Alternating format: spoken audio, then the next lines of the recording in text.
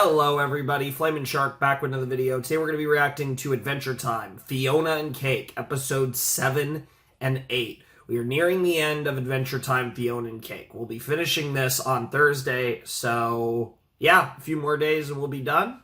I wanted to get through this relatively quickly, so the idea of essentially doing it twice a week until we finished it, I figured, then it would be nice and quick, just take a couple weeks. 14 days is actually, 2 weeks. And here we are, almost. We still have the Thursday finale, but we're almost here is the point. And I'm really excited to jump in to more Fionna and Cake. Last time we had, I believe episode 5 was called Destiny because it was, because it was the Destiny gang stuff, Farm World stuff with Finn Mertens and all of that. Great episode. And then episode 6, the Winter King, the stuff with the Winter King and the Candy Queen, and loved all of that as well. Love the show pretty much. I really don't have much to say otherwise. I'm excited for this. I am going to look at the titles because they do reveal the titles pretty early. Episode 7 is called The Star, which actually doesn't help at all. That could mean anything, and that's another reason to look at the titles. So we're going to end up in another world. Scarab actually didn't get yeeted with them this time, I don't believe. Yeah. I'm trying to... It's happened multiple times now, so I'm trying not to mix them up. But, so they might have a reprieve for a while, but yeah, I don't know what world we're going to see, because obviously the farm world was a world we were familiar with from the main series, but now we're seeing worlds that, really haven't been explored, so this could literally be anything. And yeah, we've seen a world where Simon was dead, the farm world, and now we've seen a world where Simon overcame his madness by essentially transferring it over to Bubblegum.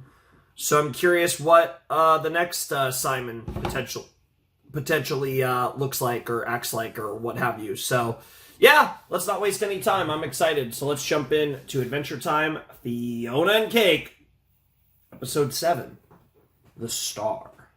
In 3, 2, 1, and play.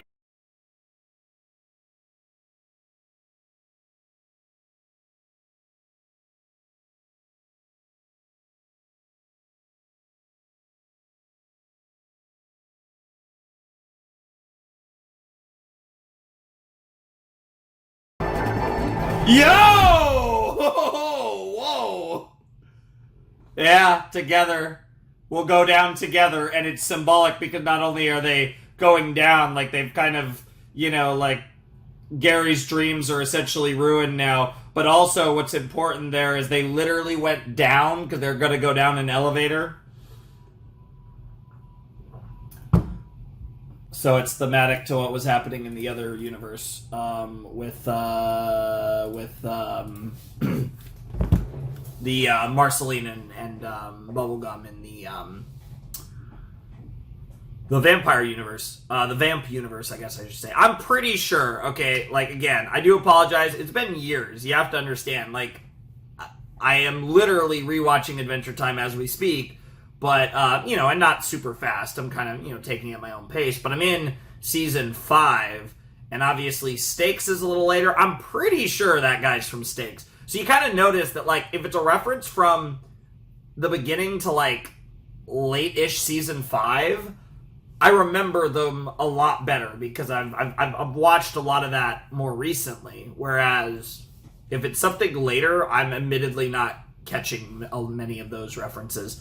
And I'm pretty sure that guy was one of the potatoes and Steaks. But admittedly, I could not say for sure. So I apologize for that because, I don't have a full Adventure Time rewatch going into this.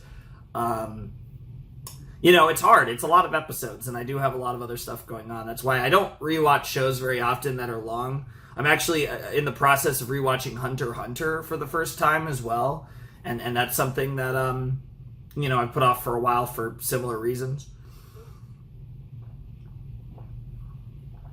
That was an awesome episode, though. I really like how... I feel like more than with other episodes, I like how in weird ways, the stuff going on with Gary and Marshall in the Fionna and Cake universe actually mirrored what was going on with Bubblegum and Marceline in the universe that Simon, Fionna, and Cake were in like this really strange way, right? Like it was very different, but yet at the same time it was they didn't mirror each other. They were similar in a weird way.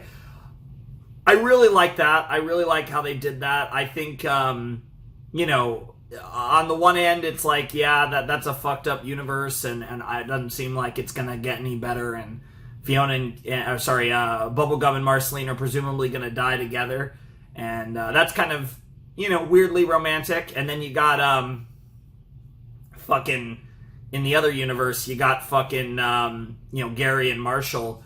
Marshall was willing to sacrifice his happiness to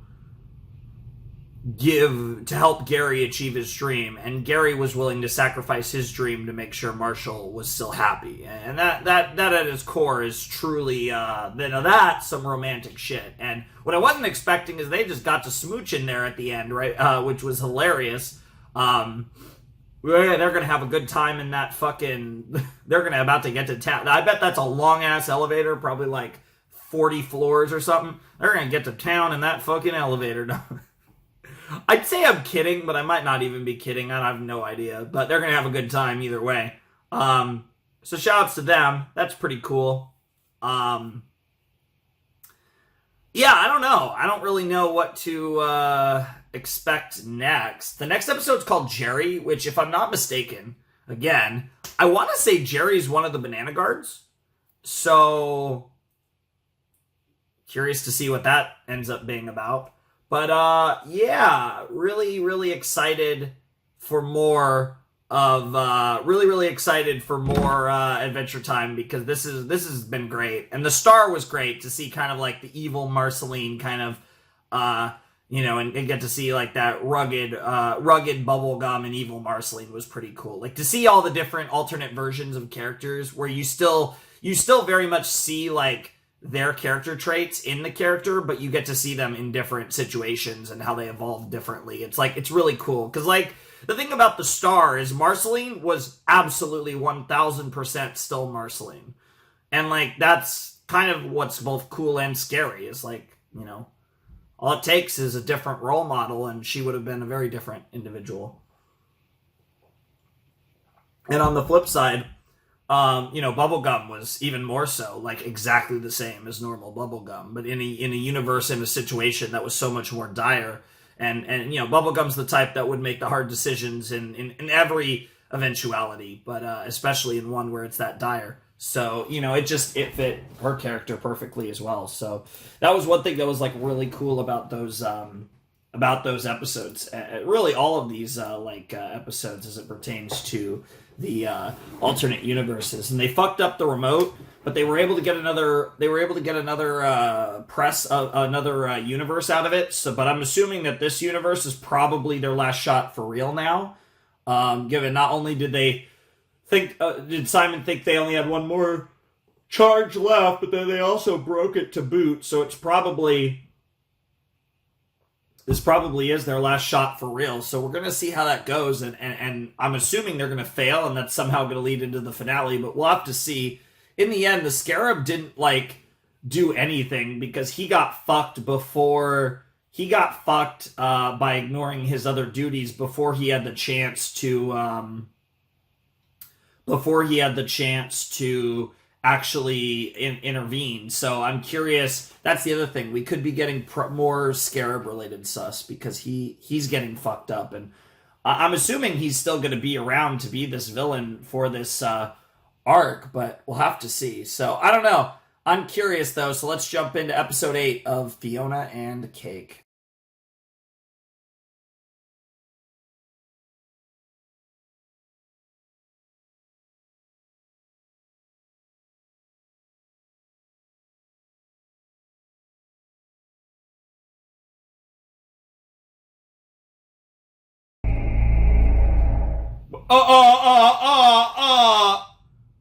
Oh my god, the fucking dreams. Oh my god. That's so cool. Holy shit. And I bet next episode they're gonna wake up just like that. They're just gonna suddenly be in their beds, sleeping. Even though we know they weren't physically there, but I bet that's what they're gonna do, because they've been showing that every episode. Holy shit. Okay. Fuck. Out of all of them, this is the one I most want to keep going, but maybe I'll watch it tonight or whatever. I'll probably watch this one a little further in advance than the last one. I mean, holy shit, that was amazing. Okay, so Jerry was the fucking Lich. What the fuck? Of course, that's what Bimo would call him. It's interesting because have we somehow gone so full circle that the Lich is going to be the final villain of Fionna and Cake? It's not even going to be the fucking Scarab. What's wild is literally anything could happen in these next 2 episodes. I mean, the thing is they always could, like, this always could get another season, or it could get, you know, some other further spin-off, right? But it also is just potentially the end, and we might just be done with Adventure Time content in general after this. So, like, I feel like the possibilities are endless for what they do in these final 2 episodes, and really, just given the nature of Fionna and Cake, the possibilities have been endless this entire time. And I don't even know what to say. Like, I can't wait to see where they go with these final 2 episodes. It's gonna be absolutely insane. And like I said,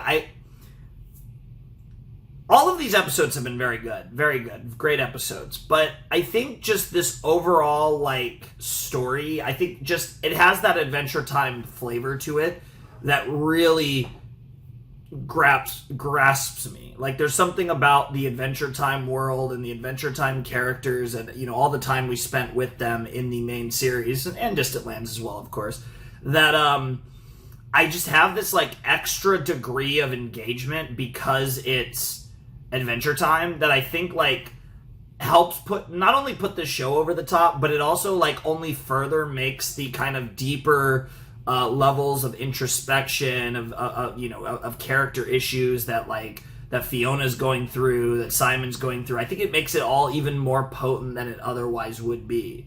And it's interesting because specifically with Fionna, we really didn't know this character prior to this show, because this is not Finn.